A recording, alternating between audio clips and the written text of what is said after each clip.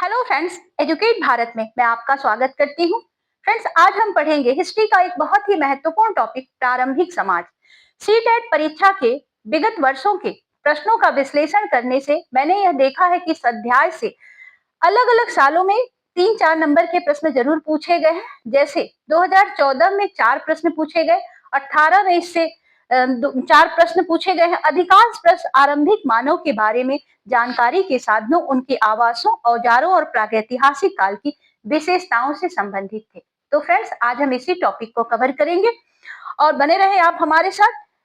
आपके उज्जवल भविष्य की कामना के साथ क्वेश्चन नंबर 1 आपकी स्क्रीन पर है।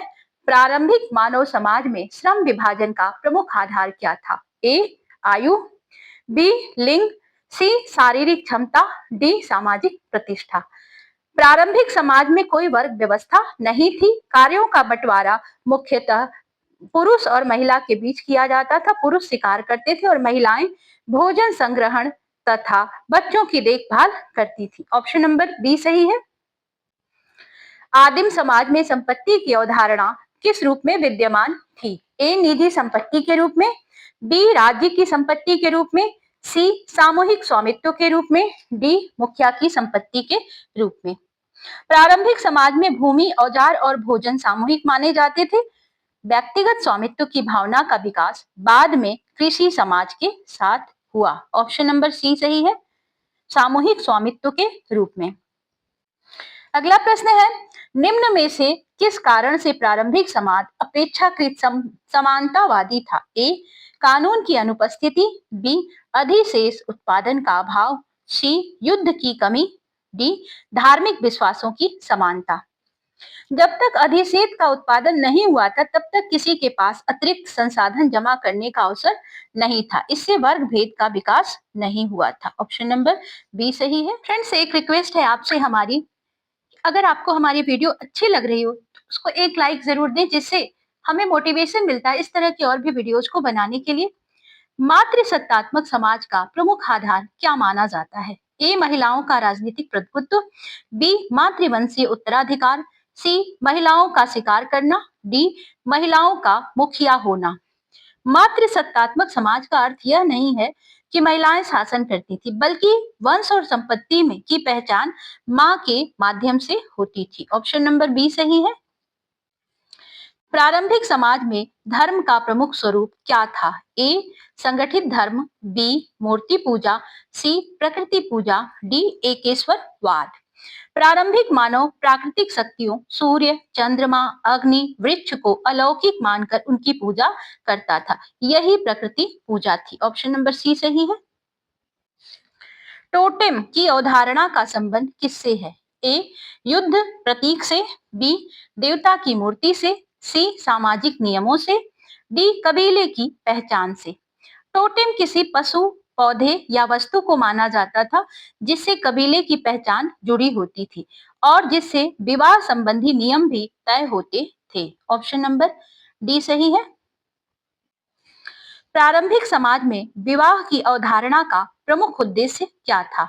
ए प्रेम संबंध, बी सामाजिक अनुशासन, सी जनसंख्या नियंत्रण, डी संपत्ति का हस्तांतरण। विवाह से समाज में यौन संबंधों को नियंत्रित किया गया जिससे कबीले में अनुशासन और स्थिरता बनी रहे। ऑप्शन नंबर बी सही है। शिकारी संग्रहकर्ता समाज में स्थायी निवास का अभाव क्यों था? ए जलवायु परिवर्तन के कारण, बी पशुओं के आक्रमण के कारण, सी भोजन की खोज के कारण, डी सामाजिक संघर्ष के कारण। शिकारी संग्रहकर्ता जो थे ये भोजन की तलाश में एक स्थान से दूसरे स्थान पर जाते थे, इसीलिए स्थायी बस्तियां विकसित नहीं हो सकी। ऑप्शन नंबर सी सही है, भोजन की खोज के कारण। प्रारंभिक समाज में सामाजिक नियंत्रण का प्रमुख साधन क्या था? ए लिखित कानून, बी राज्य सत्ता, सी धार्मिक ग्रंथ, डी प्रथा और परंपरा। राज्य और कानून के अभाव में समाज का संचालन परंपराओं, रीति रिवाजों और सामूहिक मान्यताओं के द्वारा किया जाता था। ऑप्शन नंबर डी सही है, प्रथा और परंपरा। कृषि की शुरुआत से प्रारंभिक समाज में सबसे बड़ा परिवर्तन क्या आया? ए युद्धों में वृद्धि, बी नगरों का विकास, सी वर्ग विभाजन की शुरुआत, डी धर्म का अंत।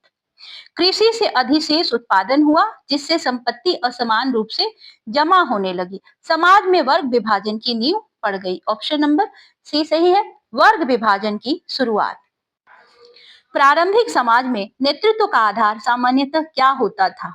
ए वंशानुगत आधार, बी धार्मिक शक्ति, सी अनुभव और योग्यता, डी शारीरिक सौंदर्य।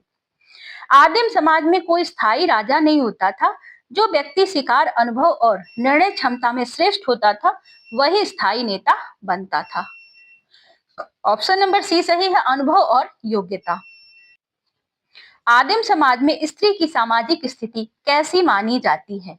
ए अत्यंत निम्न, बी पुरुषों से हीन, सी समान या अपेक्षाकृत सम्मानित, डी पूर्णतः शासक। भोजन संग्रह, संतति और सामाजिक निरंतरता में स्त्री की भूमिका के कारण उसे समाज में सम्मान प्राप्त था। ऑप्शन नंबर सी सही है, समान या अपेक्षाकृत सम्मानित। प्रारंभिक समाज में रक्त संबंधों का विशेष महत्व क्यों था? ए राजनीतिक कारणों से, बी संपत्ति के बंटवारे हेतु, सी विवाह नियंत्रण हेतु, डी कबीलाई एकता हेतु। रक्त संबंधों के आधार पर कबीले बनते थे जिससे परस्पर सहयोग, सुरक्षा और सामाजिक एकता बनी रहती थी। ऑप्शन नंबर डी सही है, कबीलाई एकता हेतु। निम्न में से कौन सी विशेषता आदिम समाज की नहीं थी? ए सामूहिक जीवन, बी निजी संपत्ति, सी परंपराओं का पालन, डी प्रकृति पर निर्भरता। निजी संपत्ति की अवधारणा का विकास कृषि और अधिशेष उत्पादन के बाद हुआ। आदिम समाज में यह नहीं थी। ऑप्शन नंबर बी सही है, निजी संपत्ति। फ्रेंड्स, मैं क्वेश्चन के ऑप्शन बोलने के बाद थोड़ा सा आपको विराम दे रही हूँ, रुकने का प्रयास कर रही हूँ, जिससे कि अगर आपको इन क्वेश्चंस के आंसर आते हैं तो कमेंट बॉक्स में आप जरूर आंसर लिखें, इससे आपका आत्मविश्वास बढ़ेगा। प्रारंभिक समाज में कला का प्रारंभ किस रूप में हुआ? ए स्थापत्य कला, बी नृत्य संगीत, सी गुफा चित्रकला और डी धातु मूर्ति कला।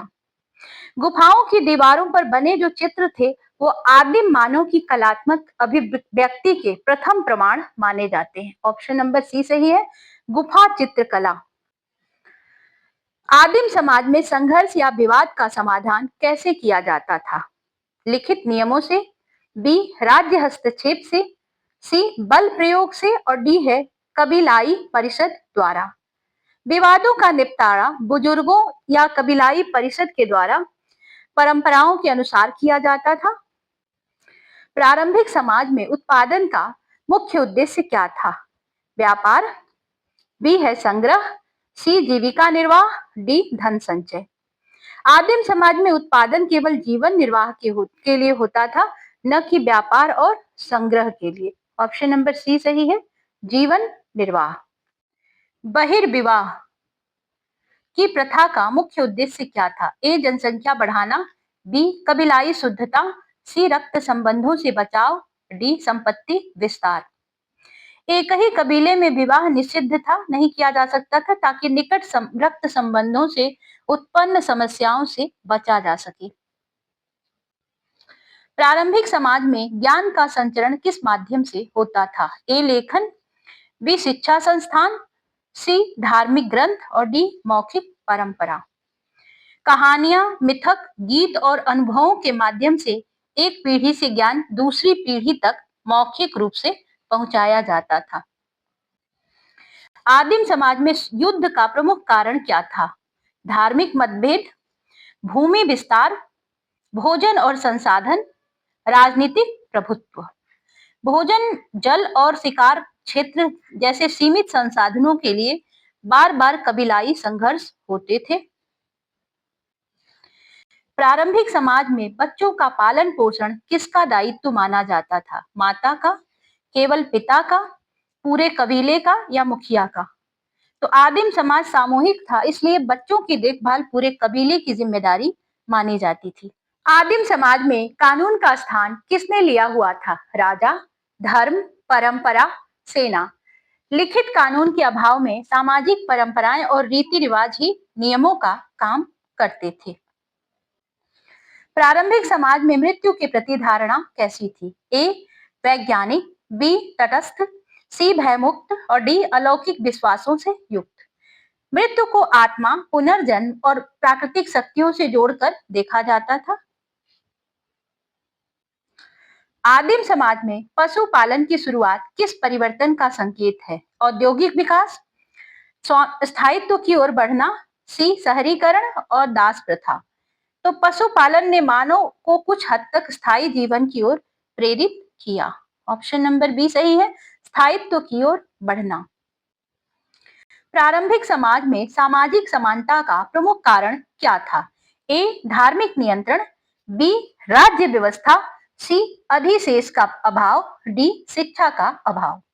जब तक अधिशेष नहीं था तब तक आर्थिक असमानता और वर्ग विभाजन नहीं पनपा था, और उसके बाद जब अधिशेष आ गया तो वर्ग विभाजन देखने को मिला।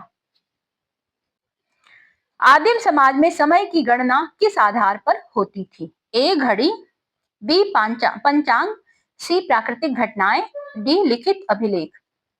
दिन रात ऋतु परिवर्तन और चंद्रमा की कलाओं से समय का अनुमान लगाया जाता था। प्राकृतिक घटनाएं। प्रारंभिक समाज में विश्वास प्रणाली का प्रमुख स्रोत क्या था? तर्क, विज्ञान, अनुभव, मिथक और कथाएं। मिथक और कथाएं प्राकृतिक घटनाओं को समझने का माध्यम थी। आदिम समाज में मुखिया की शक्ति किस पर आधारित होती थी? बल प्रयोग, संपत्ति, परंपरागत मान्यता, डी सेना। मुखिया की शक्ति समाज की स्वीकृति और परंपराओं पर निर्भर करती थी। परंपरागत मान्यता। प्रारंभिक समाज में सामाजिक परिवर्तन का मुख्य कारण क्या था? ए शिक्षा, बी तकनीकी विकास, सी धर्म, डी कानून। औजारों, कृषि और पशुपालन जैसी तकनीकों ने समाज की संरचना को बदल दिया। अंतिम प्रश्न है, आदिम समाज ने सभ्य समाज की ओर संक्रमण का प्रमुख संकेत क्या है? कला का विकास, बी भाषा का विकास, राज्य का उदय और डी है शिकार का विकास। राज्य के उदय के साथ कानून, वर्ग और प्रशासन ये सभी विकसित हुए जो सभ्य समाज का आधार बने। राज्य का उदय, ऑप्शन नंबर सी सही है। फ्रेंड्स, अगर आपको ये हमारी वीडियो पसंद आई हो तो हम आपसे फिर कहना चाहेंगे इसको लाइक करें। इसी तरह की और भी वीडियोज को देखने के लिए चैनल को सब्सक्राइब कर लें, जिससे आपको नोटिफिकेशन बेल के द्वारा पता चल जाए, और दोस्तों के साथ भी शेयर करें। मिलते हैं आपसे नेक्स्ट वीडियो में, तब तक के लिए good bye. Thank you for watching.